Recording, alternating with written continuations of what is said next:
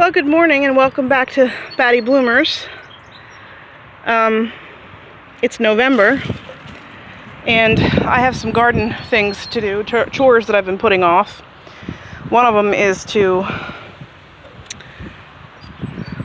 rescue this fern and this croton over here that looks terrible, and possibly that begonia out of this, because we've had a couple of cold nights. It's been really warm though, mostly, and just it's kind of been a weird fall. But anyway, everything looks pretty good in this garden so far. It's starting to look a little rough down there. I just had my son help me pull out those big, tall plants. They were weeds, actually. They were in my last garden tour video. They were right there at the path. The other thing I want to do is, my son's going to help me dig a hole to plant a clematis. I messed up my shoulder and it's finally mending, but I do not want to mess it up again. So he's going to help me dig a hole. And then I want to dig up my geraniums because there's an old-timey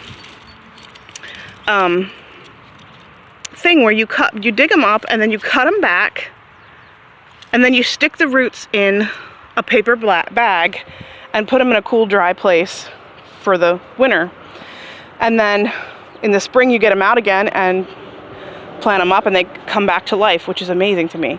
So I'm going to try that this year. And I think also when I cut them back, I'm going to put these cuttings in water and try to root them, just in case the other way doesn't work. But I have three pretty pink ones here. There's one. And then I have, let's see, I have a white one down here in a pot. Ooh, I smell cat poop. So this white one doesn't look so hot. It's been so stinking dry. But I want to dig this one up and save that one. And then I have, oh, I didn't know I had a pink one here. It's not doing so good though, is it? Looks a little rough.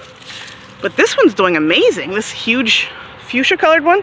So I want to dig those up. So that's about 6 that I want to dig up and save and try to take cuttings for, to root. So yeah, but first we're going to go and plant this clematis that looks dead because I didn't water it and it's been bone dry. And I sure hope I don't have cat poop on my boots because I smell something horrible. Stupid cats. Okay. Just walk over here to the secret garden. Oh look, there's all the cats. Yippee. Oh my word. Okay. Oh, and there's the duck. There's Inky. Say hi, Inky. Say hi. Hi, Inky. All right, so where we're going to plant this, Ink, you're kind of in my way there, Ink.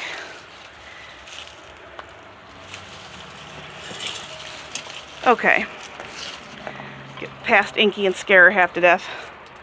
I think we're going to dig a hole right in there and try to grow it up to here. I took down the old one. The clematis that was here died, and it was just a big bunch of dead stuff with like 5 or 6 nests in it. And my son helped me take that down. So we're going to plant this over there, and hopefully it's not completely dead. It looks horrible, but we're going to try. It's a really pretty purple bell-like clematis. So that's what we're doing today.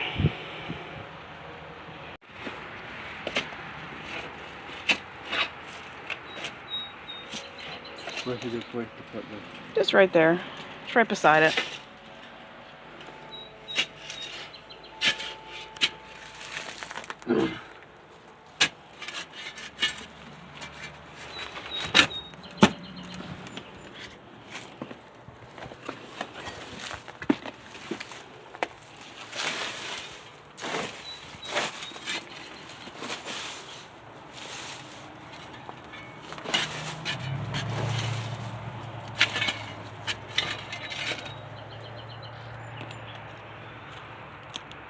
You.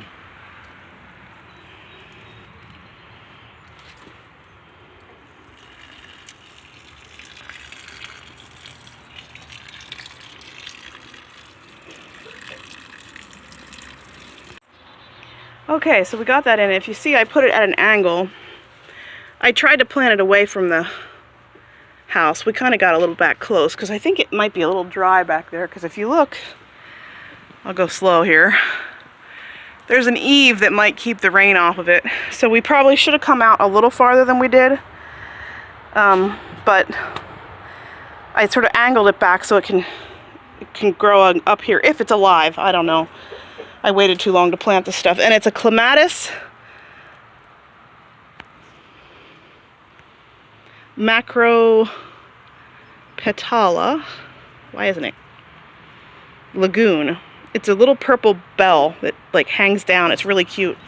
So I'm just gonna give it some more water, and hopefully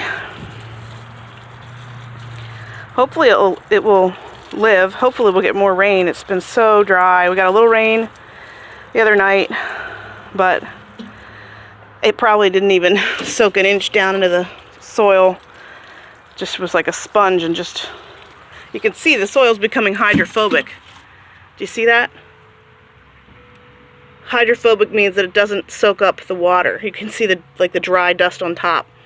That's how dry it's been. So we're praying for rain because we need it badly. But anyway, and the next job I have to do is digging up those geraniums, and I'll show you that then. Okay, I got everything I need to get my geraniums ready for winter. I have some paper bags. I want to keep the colors separate in the bags. So this big bag, I'm gonna put I think I have 4 pink geranium, like medium pink like that. There's one down in that garden over there. Oh, can't do this one-handed. Sorry about that. Okay. Alright, so that bag's ready for these pink ones here. I have water ready to put the clippings that I take off, and of course my clippers to do that, and my shovel. So let's see here. Let's see there. Down in there is the base of this. So it should be pretty easy to dig them up because it's so stinking dry, and that was like completely easy. I think you're supposed to get all the dirt off the roots and just put them in dry, which seems counterintuitive. It seems like they would die. I don't know. It's a strange thing, but I know I've heard people say it works. I think my grandma actually used to do it. I think my sister's done it, and she had some success. They didn't all live, but so that's a nice big plant. I can't even see. The sun's so bright. But so what you're supposed to do is now you're supposed to clip all these back and put this in the bag. So I'm going to set you there, and hopefully you can see me clipping these back. I guess I'll clip them like there, and there. Trying to clip above, just below, above a node, so that they can start new growth next year out of those. Okay. Now, that's the first one that'll go in this bag. And then, oh, there it is in the bag. And then I'm going to stick these. I probably will trim these down a little bit. But I'm going to See if I can't get anything to root off of these. And if not, I'll just throw them out, no big deal. But it's worth a try. And sorry about the horrible camera work. I'm trying to do this one-handed here. Alright, so that's basically what I'm going to be doing for all of them. So I won't bore you with, what, 5 more? Oh, you know what? I have a scented geranium right there. I wonder if I could do the same thing with that. Huh. There's a thought. Maybe I'll try that. So anyway, I just thought I'd show you some garden chores. I still have more to do. I don't cut back too much. The only thing I have to do is get my citrus trees inside. They've been out here on some cold nights and they've been fine. But it's time to get them inside. So, alright, well, thanks for watching. I wanted to say one other thing. Maybe I'll make an update video next spring to see if these roots lived, and any cuttings. I'll try to remember to do that. Also, salvia. Maybe I'll do a video on salvia. Taking cuttings of salvia. These things are so happy to root for you. They're great to take cuttings and root. They're so easy, and I'm not like an expert. I've killed lots of things trying to take cuttings of them when other people make it look so easy, but these do excellent. And this is a different type of salvia. These are both considered annuals where I live, but this one actually comes back, and this one is my favorite. That blue, that dark purpley blue. So I have tons of these, and that's what I took cuttings of. So maybe I'll take a video of that sometime. But anyway, I'll try to update you on the geraniums in the spring. Alright, thanks for watching. Okay, I promise this is the last adding on to this video I'm going to do, but I just had to show you this combination. This pretty blue, I think it's called a convolvulus, with the fuchsia. And this, I really like geraniums in the ground. They did so well for me in the ground. They're doers. We haven't had rain and I don't water stuff.